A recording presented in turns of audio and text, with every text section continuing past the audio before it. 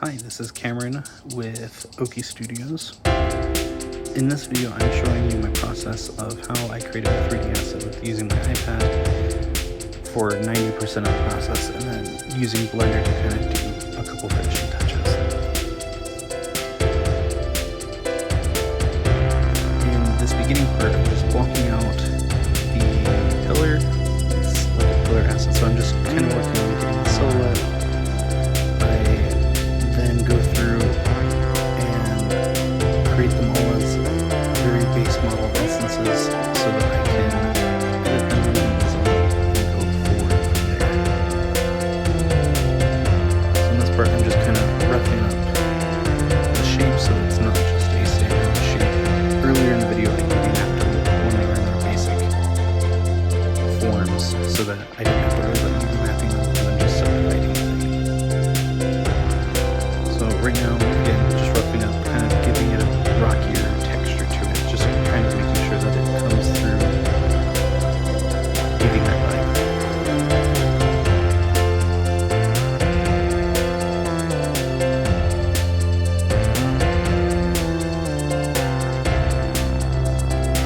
What I like to do in this process is rough it up with the clay brush. If you're using ZBrush, it's the clay tubes tool. Flatten out those shapes with sculpt flatten brush and ZBrush editor using adaptive trim tool. They're not quite the same thing, but I think the adaptive trim tool works better. I'm going through kind of flattening out, not completely getting rid of the things that I've done so that there's still kind of like a crack to it.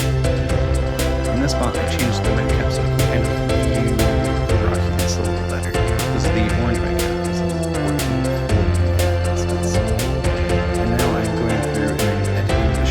Next part so that I can get the silhouette down and then make it rocky like it did in the previous part of the pillar.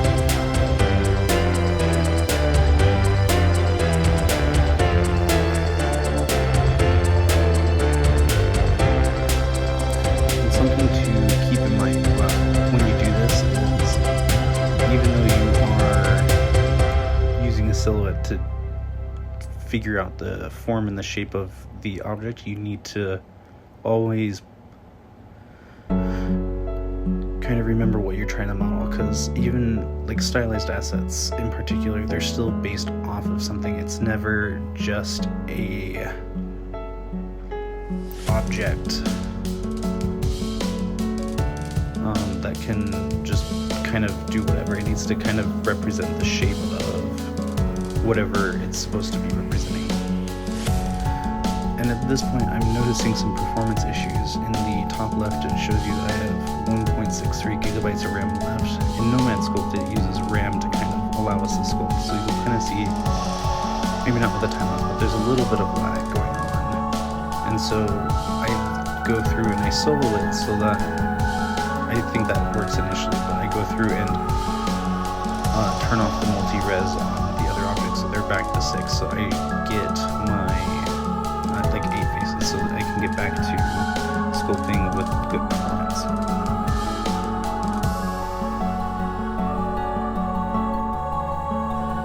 And in this point I'm just double checking the model itself, making sure that it is representative of what I'm wanting it to look like.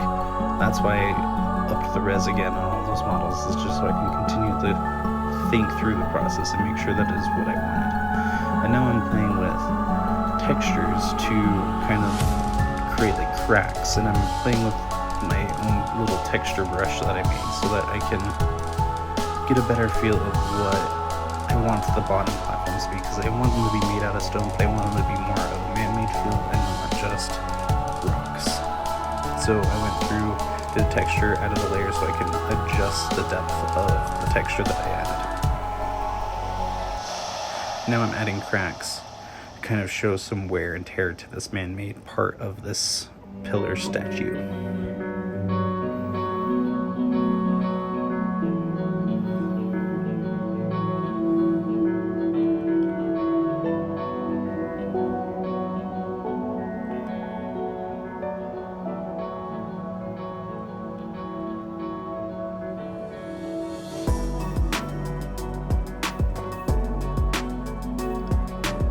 now I'm going through on the rocks that I modeled, and I'm adding those textures again because I wanted to make sure that they show the same kind of wear and tear on them. And now I'm kind of going through and was looking at the level of detail, deciding at what point do I want to, like how high res I want to bake these normals onto the objects themselves.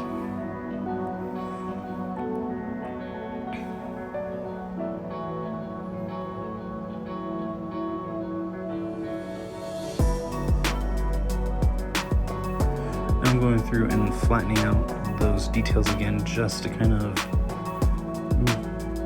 give the wear and tear details some more wear and tear so they're not one uniform shape. I can kind of flatten out, make it lose some detail to give it a little more character to it and make it a little more unique than having just stamped the same alpha onto the model 8 different times in the same general location.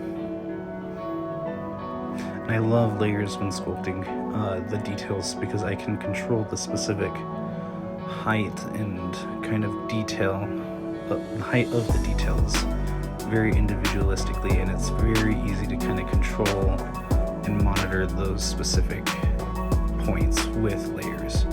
You can even, it's like using blend shapes in Blender. You can sculpt out a whole thing on one layer, turn it off, get back to the normal model, sculpt up, add a new layer, create a whole new sculpt with a different layer, and then you can kind of blend the two together, which is always kind of fun and cool. At this point, I'm now baking the textures onto the models. I put them as low res as I could, and now it's just coming down to baking. Nomad Sculpt, in my opinion, does pretty decent when you're baking from its own multi-res, so I didn't worry too much about getting it perfect. In this instance with this tall block, you will find that I had issues because it was just a little square first that the UV maps are stretched. And so there was a lot of little pixelated details on it that weren't supposed to be there. And then I took the model from Nomad Sculpt and moved it to Procreate, where I then textured the model. Procreate's 3D texturing tool isn't as robust as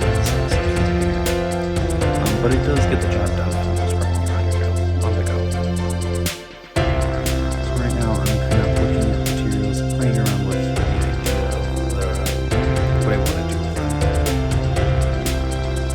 And thinking through that process a little bit more when I'm painting.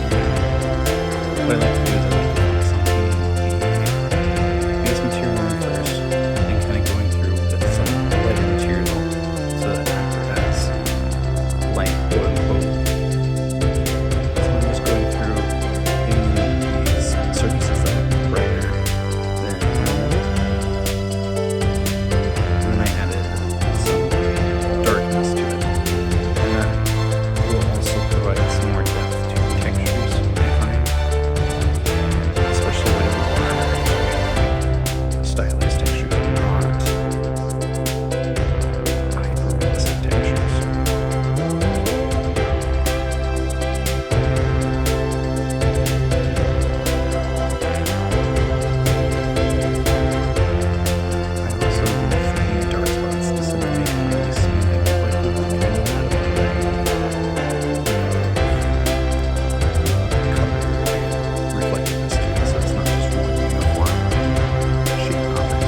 Now I'm actually not textured highlight, but I can make sure that the areas that are meant to be brighter are brighter. I'm smudging it with green to kind of make sure it comes through in that specific way that I'm looking at it. I find that if I use like the Gaussian blur filter in Procreate for 3D models, it cuts things off weird because it's doing the blur on the 2D image, not off of like the UV shells, and so things get really weird edges if you do it with the Gaussian blur filter instead of just manually doing it.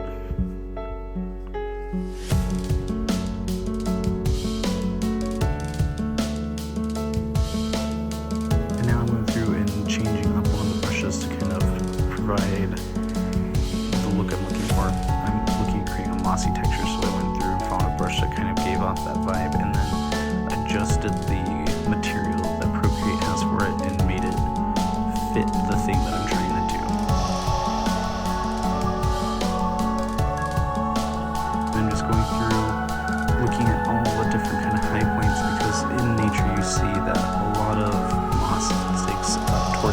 so it usually sticks on the high points on objects and not on lower points or in cavities and stuff. So I'm just going through painting it, and now at this point I'm also adding some color variation to that texture so that I can, so it's not just flat.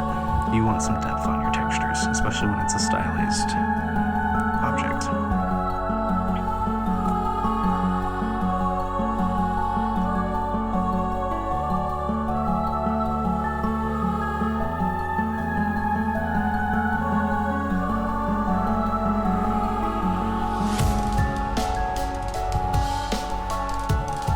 So at this point, I'm just kind of getting a feel of what the object looked like, and that's why I was doing that turnaround thing, is to just kind of get a feel of what the object looked like. And since I was happy with it, and the way that No Man's Sculpt exports objects, everything was on a different material.